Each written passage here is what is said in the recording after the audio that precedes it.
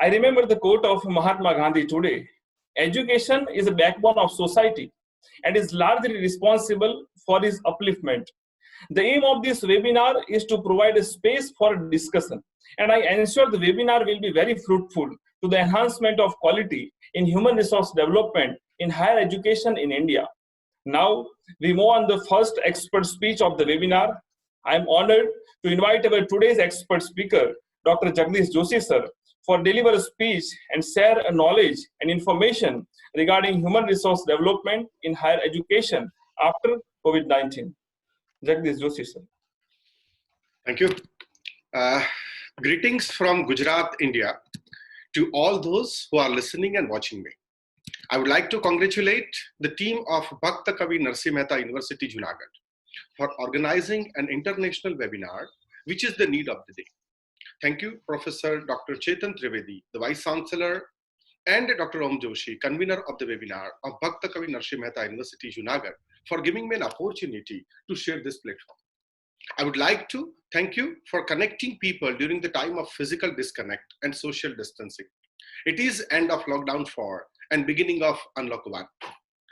I would like to greet respected Shri Bhupendra Singh Chudasma ji, Honorable Education Minister, Government of Gujarat, a very respected person in field of education and politics.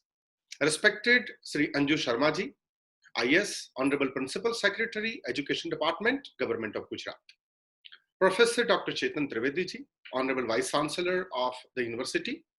Lady Parin Somani ji, well-known author and multi-international awardee from London, UK. Om Joshi, convener of the international webinar. I'd like to greet and welcome all the team members of the Bhakta Kavi Narsinh Mehta University, Junagadh, the organizing team of the webinar, and all the participants. There are notable effects of the present panic situation on human beings across the globe. I would like to talk about human resource development in higher education after COVID-19.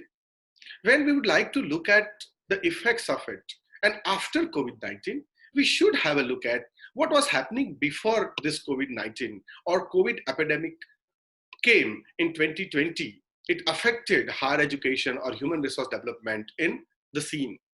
We all are aware that the scene was like that in the country, higher education and the upliftment of higher education, the dissemination of knowledge, the dissemination of training to human resource development, develop human resources was done by various agencies. There are various agencies, various councils, various universities who are working for developing human resource. When I look at human resources working in higher education, I look at them in 3 different parts. First and foremost important are the students. For whom we have created this whole system. The other part, again very important part, is academicians, and the pillar of it, the backbone of it, are the administrators. So these are the 3 major pillars. These are the 3 parts of human resources who are working in higher education. I would like to say that whenever we talk about human resource development in higher education, it was almost face-to-face, and that was advocated. Whenever there was a need of trainings, whenever there was a need of skill improvement, skill upliftment, the trainings were organized by different agencies. I would like to take an example of human resource development centers working in higher education. There are such 66 human resource development centers working in with support of University Grants Commission and governments, state governments, and they were catering to the needs of academicians and administrations working in higher education in India. So that was the scene. That is what we could see. Now, let me try to have a look at that what is happening for this human resource development during Corona epidemic, this 2020. When I talk about this, I would like to recite 2 lines which are very favorite to our education minister also. And they are, Dharti ki shaan tu hai, Manu ki santan, teri muthiyon mein band tufan hai. Manushya tu bada mahan hai, bhul mat, manushya tu bada mahan hai. And we have proved it. We have started fighting back. Zoom has zoomed in, the one which you are using now. The word which was used for a camera zoom, or whenever we talk about zoom, we used to look at camera and zooming the picture. Till now, it has got a different meaning. but altogether the meaning has changed. Meetings have started, online meetings have started, Cisco WebEx, Gisti Meet, Microsoft Team, Namaskar, FB Live, and very popular one, YouTube. This all become familiar to us. We have started making the best use of this. Those who used to advocate face-to-face or not timings for the workplace have switched over to digital platforms. And they have also advocated and started working from home. Webinars mushroomed. Lot of work is going on for professional development, human resource development from different corners. People started taking the chances. People started taking these challenges, and they've started working on different aspects of this. I don't want to go into much detail of this because we all are aware of what is going on around us. Now let's come to the scene which I think what will happen to us or what should be taken care of when we think of post-corona epidemic. I would like to quote the president and CEO of SHRM, which is a very big human resource development firm. And the president is John Taylor. I've quoted him quite often, and I would like to quote him today also. He says, the headlines were that, the headlines about corona in news or in print media or in electronic media, they were that this was a healthcare crisis. That means corona was looked at as healthcare crisis. Over time, we have come to understand that this is a global people crisis. That means I would like to say it is a human crisis. As far as human resource development is concerned, we have to be very careful because the decisions which we'll make today, or within these weeks will have long-term impact on our life, on our society, on higher education, on students, on employees, and on country. So we should have to be very careful. We have to make sure that whatever decisions we are taking, that should be taken based on right information, and we should try to look at it. We should try to research before making these decisions. And I'm very happy that the decisions taken by our country are proving really right and worked. Social distance and fear. It was needed that fear is to be created, that people should take it very seriously. Lockdown was very much needed and lockdown was done. We were locked in the home. I guess again, this is a historical event. I don't think that in a history, such event would have happened. Friends, when we read history after 10 years or 15 years, the histories will be divided into three different segments. One history is a time or events occurred before Corona. One is during Corona and one is post-Corona. Lot of literature has already coming out, and it is coming out to us, which describes the effects of Corona and whatever is happening to mankind, humankind, and people working in these situations. The first thing which will require, as far as human resource is concerned, as far as higher education is concerned, will be, we have to restore the trust and safety understanding of the academicians, administrators, and students, all working in higher education. We have to extend it to the parents also. I was reading in some newspaper somewhere just before 3-4 days that there are parents who are saying that, okay, we are not ready to send our children to the schools and colleges. The parents, we can understand the predicament. We can understand their fear. This fear is created by us only because we explored, we floated the messages and we told them that this is very dangerous. And that is not at all wrong. It is dangerous. But the first thing required is when we restore the schools and colleges, we have to train our people working in academic institutions, whether they are academicians or administrators. We have to brief them. We have to make them aware that how to fight with this. We have to be ready for change. Change, which is the only constant. Friends, see, this kind of things come and go. But as it was said that Manusya tu bada mahan hai, we need to fight back. We need to know that what the situation is and how to do it. Now, how to do it is we have to prepare ourselves. We have to keep ourselves ready for such situations for future also and the present situation also. I would like to quote UGC here, which has suggested that now for the next semesters, 25% of the teaching should happen online. Even I would like to say, I would like to respect that that government of Gujarat has also declared similar kind of guidelines. And they've also said that, okay, for the next semester, online education is to be promoted for a major part of it, or maybe about 20-25%. So when we talk about this kind of teaching will be a blend. If I look at it from a theoretical angle of academician, this is a face-to-face and this is online. So it is a blended mode. Some education will be disseminated online, some education will be disseminated offline. Learning, and when we talk about education, it includes many things like learning, teaching, research and extension activities. It's not just the classroom.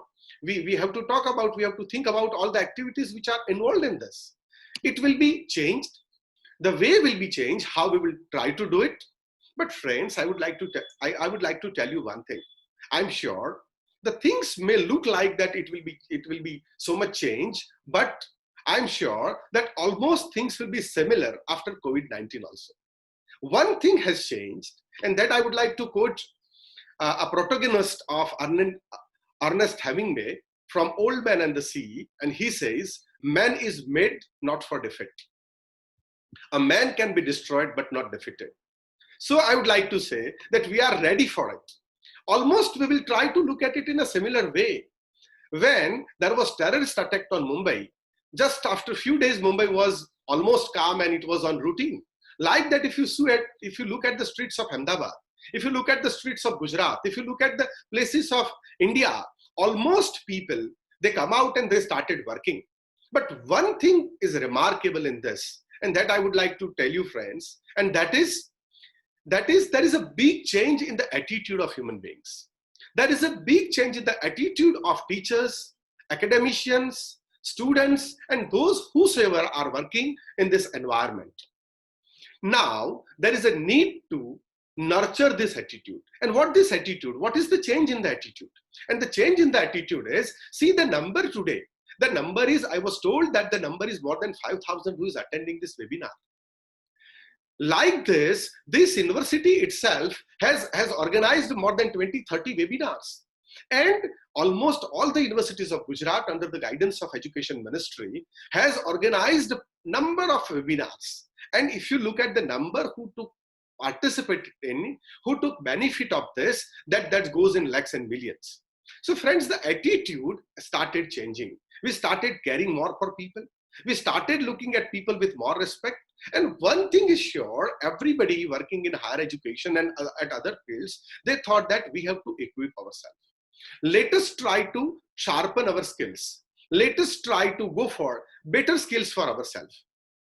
The biggest challenge which I look at, when I look at this unlock to the universities and government is to bring them back to routine and to sustain the spirit of learning, to enable them to work with a double force.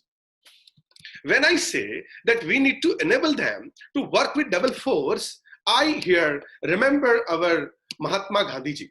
What he said is, I have the belief that I can do it. I shall surely acquire the capacity to do it. Even if I may not have it at the beginning, but I should acquire it. Now here the role comes. We need to acquire the capacity. We need to acquire the capacity to deal with this. And we need to sharpen the capacity of our friends, our fellow people, our peer working in higher education, to develop their capacity, that how they can work in a better way. How they can really come out with double force and really make it visible to the people and really make it worth for our educational fraternity. Friends, I would like to say that when I look at the world, people are talking about that we will go for blended learning, we'll go for online learning, or we'll go for a lot of other options. But really, are they ready for this? When I look at the world, I would really think, and I'm convinced that India, and particularly state of Gujarat, can lead the world in this also. In education, we can come out with something, some sort of a formula which can really give show a way to people, which can really create a pathway to people. And that can be let me discuss it with you, that there are multiple options of human resource development what can be thought of. The basic thing is teachers have to be trained in different way. Students have to be trained in different way so that they can really face this and they can make use of this opportunity. How this can be done? I have researched a lot on this, and I haven't found that any uniform efforts have been made by any country or any state in the world till now regarding this. They are saying, okay, universities should go for this, colleges should go for this, but no uniform efforts are made. And I guess that this kind of uniform efforts can be made by our state government or maybe our country. What can be done? The first thing and foremost important thing is, when we say that we want to go for blended learning, when we want to go for online learning, the first thing required is we should try to train all the teachers, all the professors working in higher education, whether in a college or a university, about developing e-content, about using e-content, about making optimum use of e-content. How this can be done? It is not a difficult idea, friends. We can have trainings for all the teachers who are working in higher education. We can go for a uniform kind of training, and through this uniform kind of training, we can teach them various components related to e-content. Exactly, there are various ideas of people about e-content. We can make them aware about what e-content is, how easy it is to create. Friends, I tell you, our professors, our teachers have a lot of content with them. And their content, their delivery, their presentation style is their strength. They are having a lot of skills. They are having a lot of presentability. Thus, that is to be diverted to a way that it can be presented through online also. And that is not very difficult. So first thing is, all the teachers working in higher education, they should be made aware of various ways of developing e-content. Basics of e-content, 4-quadrant approach, what it is, they can be made aware of making use of whatever handy tools are available with them. We all have our mobiles. We all have, I guess, computer labs in our colleges, or we have laptops with many of us. Let us not think about that okay, if we want to create e-content, we will really require too many things or it is a rocket science. No, friends, it is very easy. Just we need to make them aware that how using this mobile, how using this laptop, how using this computer or simple web camera, you can create e-content. And these I am talking about video and audio e-content. Already we have a lot of written notes, our material, our e-books, our own books, and many other resources which already we are using in the classes and colleges. So this can be done in a synchronized way, and that can be a very big platform for all of us of e-content. Second thing required is we have to think of online classrooms. How can we come out with that? How can we go for online classrooms? Friends, we together can make a difference. I would like to quote our Honorable Prime Minister here.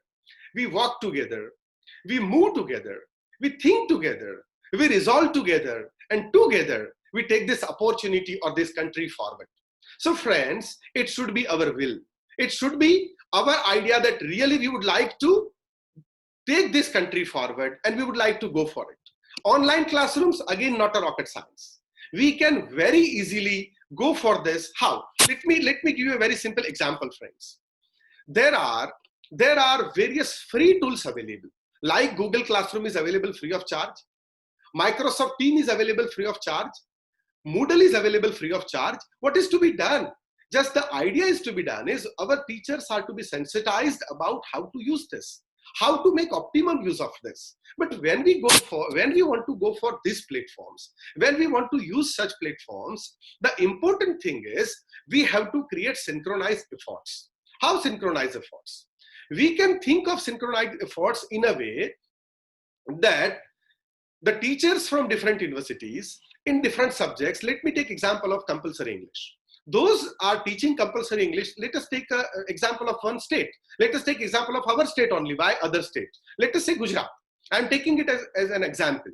Suppose in Gujarat, there are 15 traditional universities. We can have people from all 15 traditional universities for subject coordinator for each subject. And this subject coordinator, in synchronized with each other, can look at all the compulsory English syllabuses. And they can come out with that what is most common in the syllabuses. E-content for those syllabuses can be developed by those who are very good in ICT.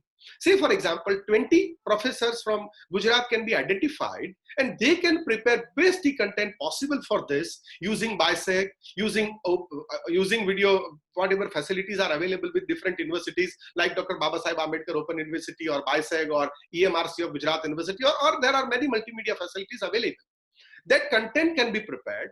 This content on each subject, not just on compulsory English, can be prepared. 25% of the syllabuses can be prepared in digital e-content. This can be done just in a month. Parallel, on one hand, training can go on. Parallel, similarly, on one hand, content can be developed. This, both the things in synchronize, this content then later on should be available on the website of our education department or any education department. This content can be available on the website of universities. And now the most important part comes. Content is available in various ways to people. But how this content will reach our students? This content can reach our students with our teachers only. Teachers, you are most important for that. I suggest all of you that when you had training and you know that how to create a classroom, you will just go to your college or at your home, you will make a list of your students and you will create one Google Classroom or Microsoft Meet Classroom or Moodle Classroom, any classroom, whatever you're interested in. Suppose you have 200 students in one class or 100 students in one class, you create one digital class. It is virtual class. In this class, you will use this material which is prepared by the experts as a support, and now you are the judge. You are the best person. You know the problems of your students and you know the strength of your students. You know weakness of your students and you know reality of your class and the place and geographical situation. What you can do is you can now start preparing your own material. You can start with simple notes. You can start with simple audio recorded on your WhatsApp or mobile. You can start with simple video recorded on your mobile. This can be shared. This is your class now.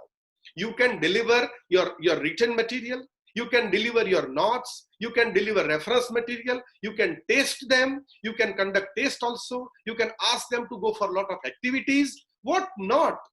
See, like a real classroom, we can go for a virtual classroom, which can happen, and this we can really do together. If friends, if we have a will, if we really decide that we want to do this for our fraternity, we want to do this for our students, we can do this together. Now, I understand that many of you will think that, okay, how this can be done? Our students will see that, okay, we will learn, but we are not that much good in ICT. Friends, I tell you here what can be done is, one ICT cell can be created. That ICT cell, with the support of some expert team of about 10 people, can help any teacher who has a problem, can help setting up classroom to the teacher. They can share the computer online just by using some TeamViewer or such softwares. Classrooms can be set up, material can be disposed, that can be uploaded. Any teacher, each teacher, whosoever has a problem, that can be solved here. One maybe a line can be created, toll-free phone number. One email address can be created where the students and teachers can access and can discuss about this. And friends, I tell you, support system, just 3 steps. First step, training to all the teachers of Gujarat.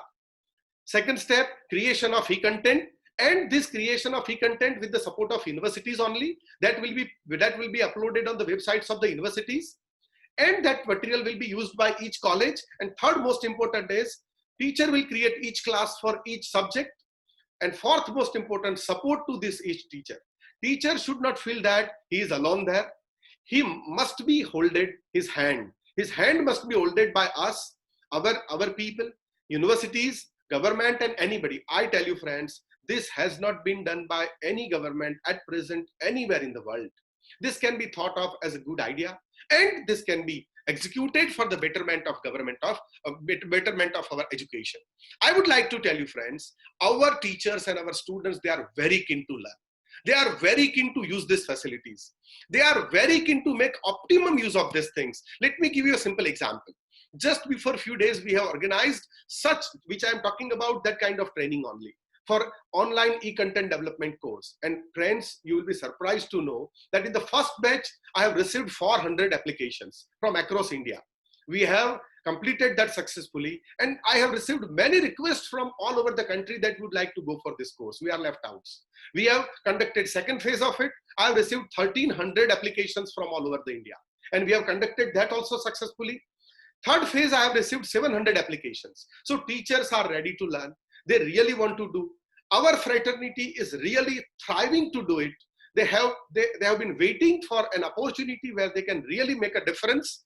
Just there is a need to synchronize this. There is a need to make optimum use of this, and that will make a difference. We need to come out of the stereotypes, and we need to accept the change. I know, friends, in each college, in each university, there may be a couple of people who are very good in ICT, but there are 90%, 100% of people who are very good in content and presentation. So we can see, we should identify our ability, and we should present that ability to the world and the students in this scenario. That is very, very much needed. We need to nurture the spirit of change, acceptance, and be ready for the future. Friends, it is not so that such epidemic has happened for just one time. It has happened earlier also. It may happen in future also.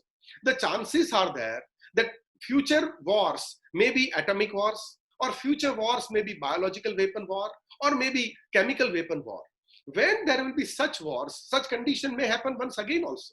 It is our duty of the university. It is a duty of people working in higher education to equip our students and the fraternity and human resources working in higher education to be ready to face such situations. See, friends, if we really would like to make our citizens ready for this, they are in our hands, because our students are the future citizens of country. It is in our hand because we deal with the students who are really future of any country or nation. So if we will make them ready, if we will prepare them for various challenges, they will be able to face them very easily. Look at the scenes, friends. Those who don't change, they wither away. Look at what happened to Nokia. Look at the story of Nokia and Samsung. What happened? The Nokia was a synonym for mobile. It has gone. Nobody remembers it. Now people look at Samsung, or maybe Samsung may be lost tomorrow. There may be another company which will be very popular. Look at the businesses and opportunities which are coming to us. That is, it is said, and I would like to again quote our Honorable Prime Minister here. He says many a time, "Aafat ko avsar mein paltana." If you can convert challenges into opportunities, then you can really make difference. Friends, this is a challenge to us. This is a challenge to mankind. This is a challenge to humankind. We all are challenged by this coronavirus. It is saying, okay, I can do this. But if you can take this as opportunity, and if you can face it, if you can fight it, then you can come out as a winner. I would like to quote here, what matters the most is not what our obstacles are, but how we see them. See, how we look at corona is more important. How we look at obstacle is more important. How we react to them. And whatever we keep, and whether we keep our composure, that means whatever way we look at it, whatever our reaction is, our reaction makes difference. Exactly, many a time, the problem is not that much big, but our reaction makes it big. So here, friends, it is a time for all of us, human resource developers in a way, human resource development of teachers, human resource development of the academicians, and human resource development of the students. We have to be together, and we together can make a difference. We together can prepare ourselves to face it in the best way. See, there are many incubation centers which are supported to us. There are many startup and innovation centers given to us. There are various facilities given to us by various governments, whether they are state governments or central governments. We try to make optimum use of it. Whether we'd like to go for online or offline, it should be benefited, and it should be in such a way that our people can be benefited. I would appreciate the effort. See what changes are happening. Those who were not ready to come to face camera, they all are now talking to us using these webinars. They are talking to us using these cameras. So these changes are happening here, and we should try to make optimum use of it. At the same time, we should learn, we should train our students and ourselves to maintain the distance which is required, 6 feet distance. See, for this we need to develop mindset of ourselves and our students. If mindset will not be developed, how can we do that? We have to create a culture of doing things remotely. Say, for example, at present we are conducting this meeting or webinar remotely. For our college meeting, for our university meeting, for our meeting of various places, why can't we use webinars? Or why can't we use such facilities which are available to us free of cost? we can make optimum use of it. By that, we can have our fruitful meetings. We can conduct those things and they are risk-free. We should look at the way, see, it may be possible that some teachers of subclass may not be able to perform their duties due to some this corona kind of things or disease or some other things. In that situation, we have to be ready to take those responsibilities also. So in short, we have to equip ourselves with the best trainings. We should look at, when we go back to our classes, when we go back to our schools, it is not just teaching and learning. We should prepare ourselves for rescue management. We should prepare ourselves for disaster management. We should try to go for some fire mock drills.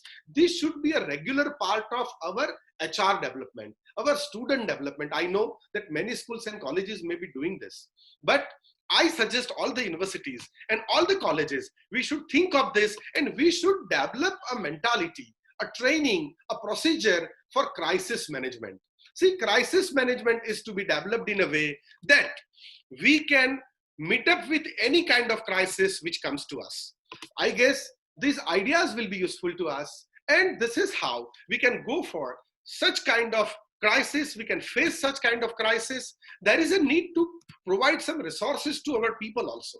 When we say resource development, at the same time, resource management is also very important. Resource management in a say, friends, see, there are a lot of OERs available, open educational resources. We should try to make optimum use of open educational resources. Like I would like to say, current researches should be available to us.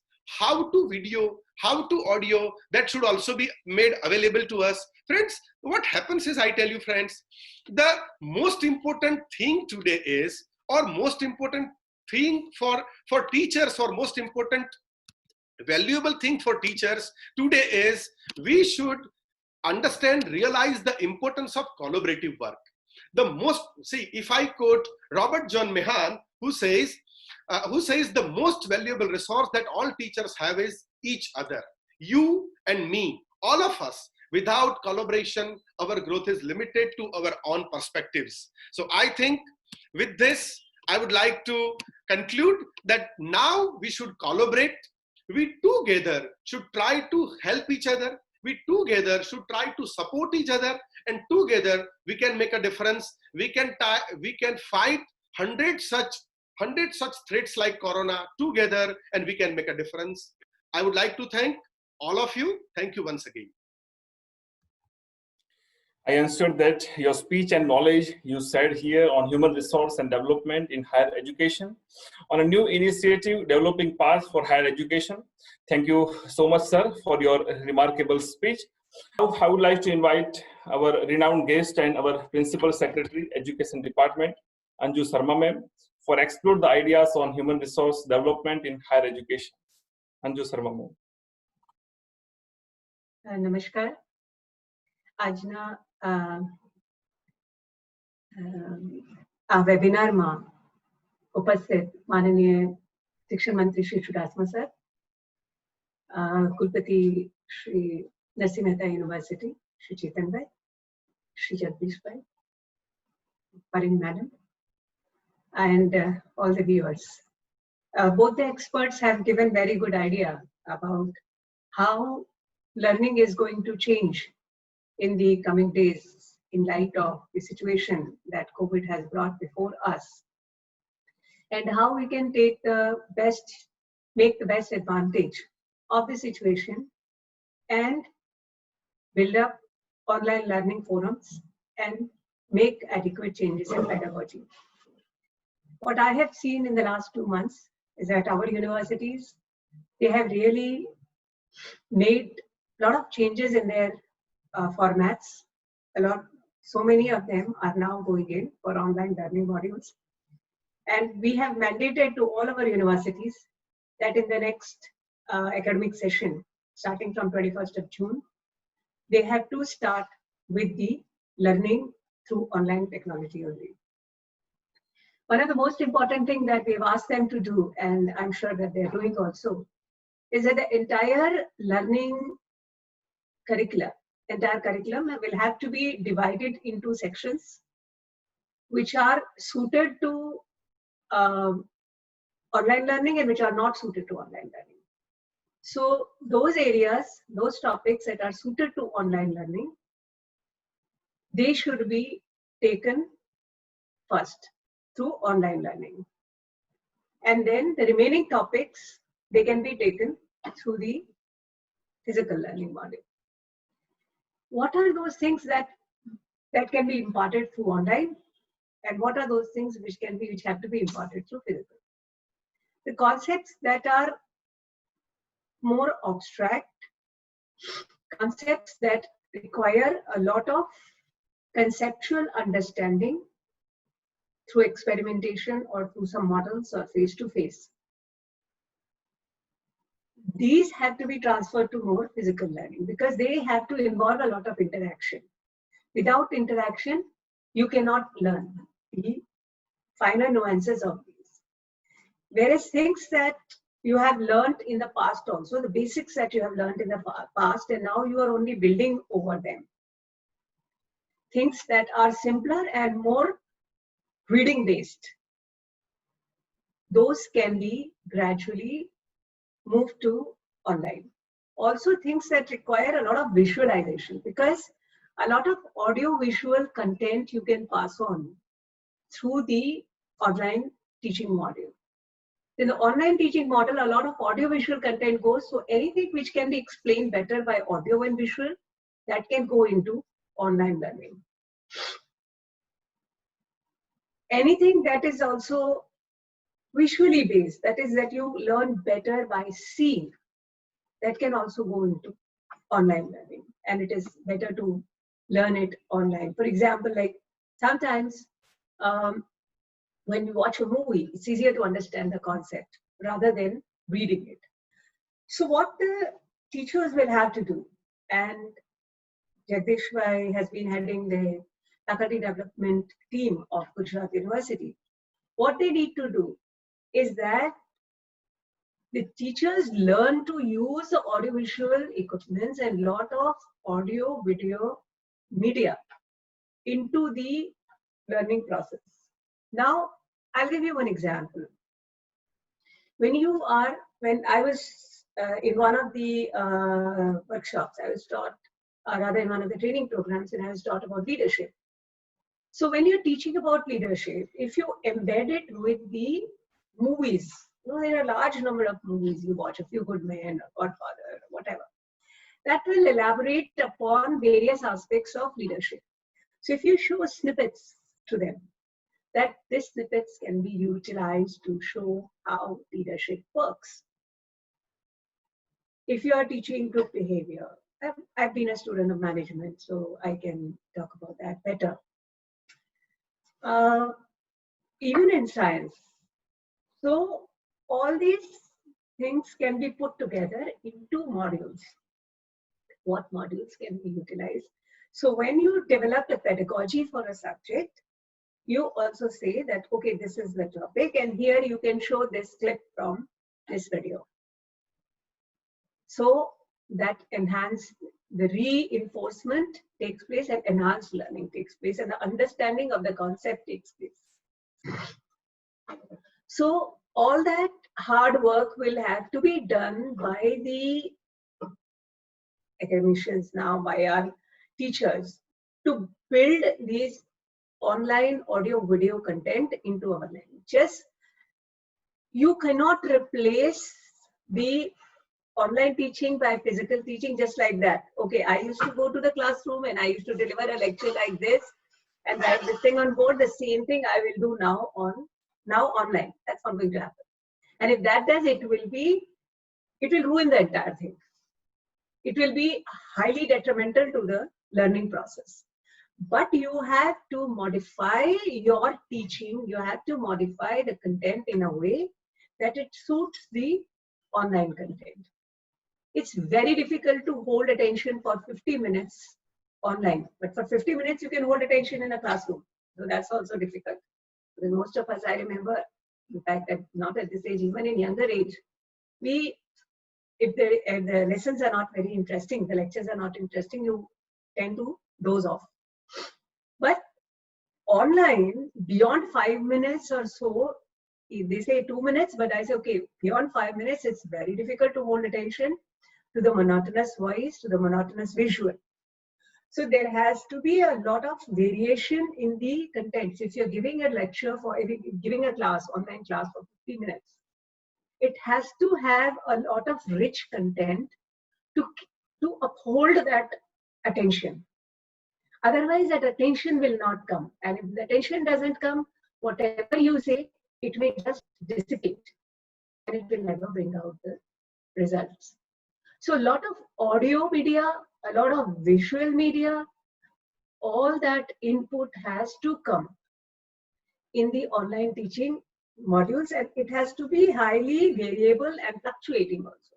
It has to be a kind of something which breaks the monotony. It doesn't cause boredom. We are all humans. Children are human. You cannot give them doses of 50 minutes of a lecture and they will understand it and learn it and take the concept, and you can call them into the examination and ask them to explain the whole thing and reproduce in the examination. That's not going to happen.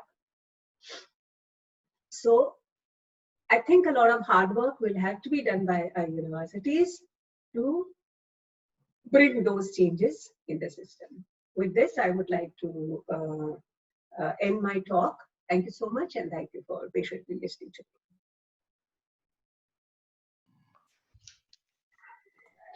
Thank you, ma'am. You have fostered a sense of support and appreciation that allow us as educators to improve our practice daily during this pandemic. Your long hours and hard work make such a difference to ensure the learning and growth of education. Thank you so much, ma'am. As we know that during this pandemic, our Honorable Education Minister of Gujarat, Sri Bhupendra Singh Chudasama sir, has been blessing the webinars and give his encouraging presence in almost of all the webinars and share his knowledge regarding the relevance of the webinar. I would like to invite to deliver a presidential speech to our Honorable Education Minister, sir, Sri Bhupendra Singh Chudasama sir. Please, sir. Ben Anjuben, Chetanbhai, Pareen, Sumaniben, Jagdishbhai, જોડાયેલા સૌ કોઈ. It is very difficult to speak in the end, and all the time I have to speak in the end. All the two learned speakers have given their nice speeches. Our secretary has also given good views. મારે થોડી સાવ વ્યવહારિક વાત કરવી છે. પરવીનબેન, તમે ગુજરાતી સમજી શકો છો? I think you belong to Gujarat and Yeah, I'm a proper Gujarati speaker. I understand, I write. So Good. the way you Good. talk. Good. You belong to Rajkot district? No, I belong to Gujarat, Ahmedabad. Okay, very good. And I'm very proud to be from Gujarat and from Ahmedabad, from our MP, from our... Good. We all are very much proud that a Gujarati man is leading the world nowadays.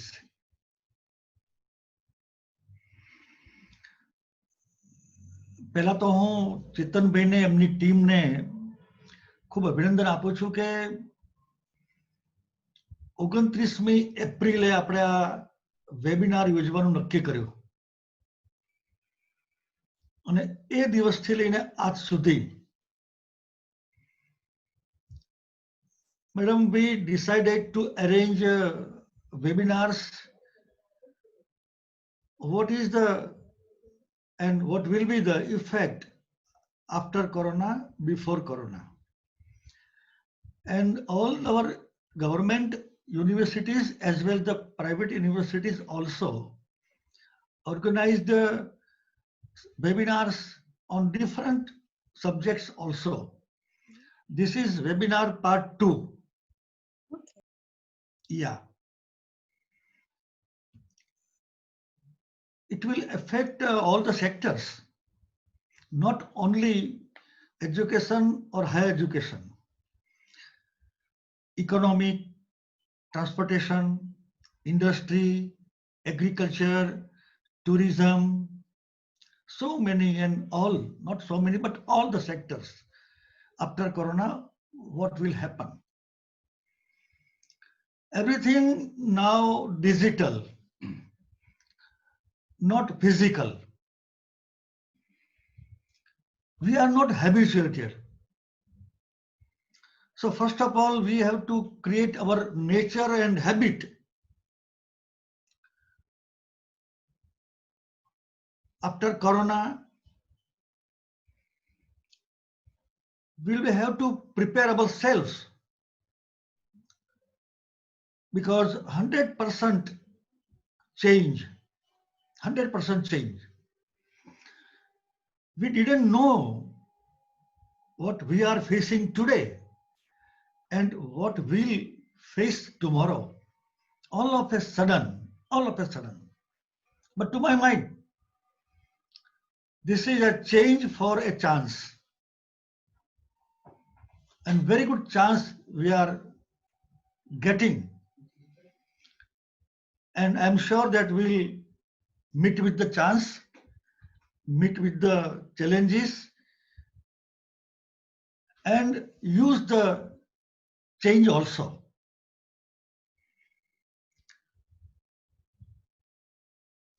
શિક્ષણમાં પ્રાથમિકમાં પણ ફેરફાર આવશે, ઉચ્ચ શિક્ષણમાં પણ ફેરફાર આવશે.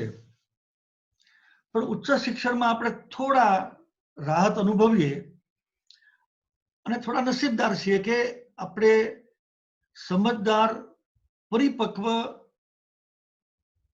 વિદ્યાર્થી સાથે કામ લેવાનું છે.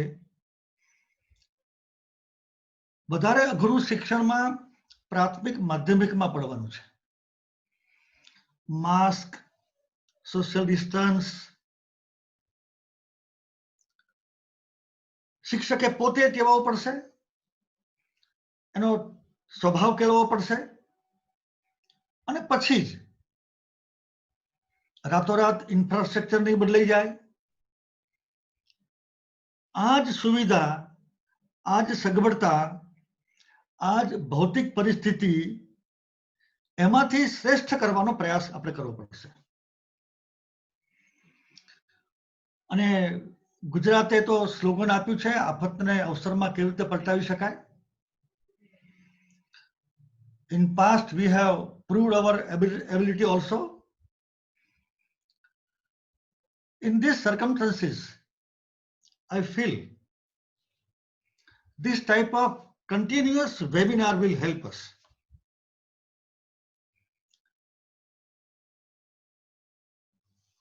We will have a habit of teaching and learning by this way. For your kind information, even in primary education also, we have successfully taught our little kids through this system. We prepared learning materials, send it to DPO, DO, to the parent of a kid, and for 6 weeks successfully this learning process at his home we could. And in higher education, everybody is prepared now. But different circumstances in the world, different circumstances in the country, we have to first learn the different circumstances of our state also. And first of all, we will have to study the circumstances, and we will have to find the way also. Startup will help us to find a way. So our department, Honorable Chief Minister, also encouraging the students for new startup incubators. This is a good chance for incubators before Corona, because the condition, atmosphere, circumstances are changed. And we are helping also the students in this webinar. I thank Parin Somani Ben and Jagdish Bhai, and congratulate our Chetan Bhai. He has organized more than 10 webinars. I was absent only in one webinar. In all the webinars, I tried to join. With these words, I conclude. All the best. Jai Jai Garvi Gujarat. Jai Jai Garvi Gujarat. Thank you, sir. Your encouraging presence and enthusiastic speech are always inspiring. You have motivated us by sharing your expertise and knowledge regarding the webinar. Now we move on the last session of the webinar. I extend my deep thanks to one and all who still stay here with their presence at the concluding session of the webinar. I express my heartfelt thanks to Honorable Education Minister Sri Bhupendra Singh Chudasama sir, Principal Secretary of Education Anju Sharma ma'am. I heartily thank you for making your presence despite your busy schedule. I express my heartfelt thanks to you, today's expert Parin Somani ma'am and Dr. Jagdish Joshi sir, for your motivational and inspiring speech. Thank you so much for your sharing your time and expertise. Let me extend my thanks to Honorable Vice Chancellor of University, Dr. Chetan Trivedi sir. Thank you, sir, for your dedication and great efforts. Always motivate and inspire us for a new adventure and innovation in education. I express my deep thanks to the organizing committee. Lastly, I would like to express my heartfelt thanks to all the participants. You made this live session a success, and it was a great pleasure to all be a part of international webinar. Hopefully you enjoyed this fruitful discussion and session. Thank you very much. Have a good day ahead. Here we announce the end of the webinar. Thank you so much.